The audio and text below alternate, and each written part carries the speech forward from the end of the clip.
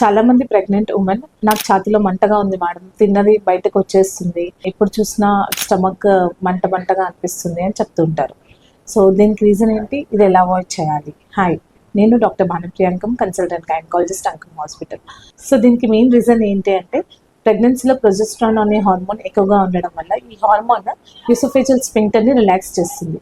దీనివల్ల మనకి స్టమక్లో ఉన్న ఫుడ్ యూసోఫేజస్కి రిటర్న్గా వెళ్తుంది. ఇంకొక రీజన్ ఏంటి అంటే, మనకి ప్రెగ్నెన్సీ పెరుగుతున్న కొద్దీ, గర్భసంచి సైజ్ పెరుగుతున్న కొద్దీ అది మనకి వెనకాల స్టమక్ పైన ప్రెషర్ పడుతుంది. దానివల్ల కూడా కొంచెం ఫుడ్ అనేది రిటర్న్గా వచ్చే అవకాశం ఉంది.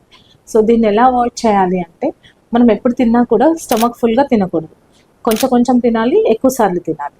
దాంతోపాటు తినగానే వెంటనే పడుకోకూడదు, తిన్నాక కొంచెం అలా వాకింగ్ చేసి డైజెషన్ అయిన తర్వాత రెస్ట్ తీసుకోవాలి.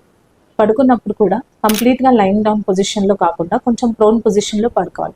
ప్రోన్ పొజిషన్లో అంటే హెడ్ ఇంకా అప్పర్ బ్యాక్ కొంచెం బాడీతో కంపేర్ చేస్తే ఎలివేటెడ్ పొజిషన్లో ఉండాలన్నమాట.